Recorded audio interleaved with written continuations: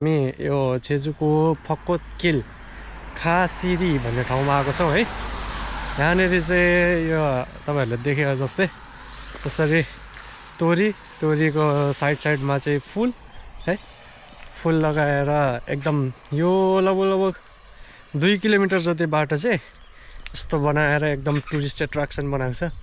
पहिला चाहिँ थोरै थियो, लगभग 500 मिटर जस्तो मात्र यो थियो है। अहिले चाहिँ यसलाई बढाएर लगभग 2-3 किलोमिटर जति बनाएको छ। यो ठाउँको नाम चाहिँ खासिरी भन्छ कोरियनमा।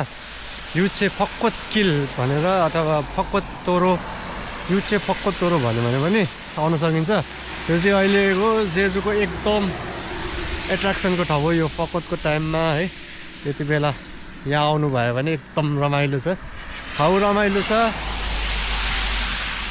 अनि अब जेजु त त्यसरी नै रमाइलो छ। त्यसो रमाइलो हुने साथसाथै यो अहिलेको फक्कोतले गर्दाखेरि यो ठाउँ झन् रमाइलो देखेको छ, हेर्दै हुनुहुन्छ होला है। एकचोटि आउनुहोस्, जेजु भिजिट गर्नुहोस्।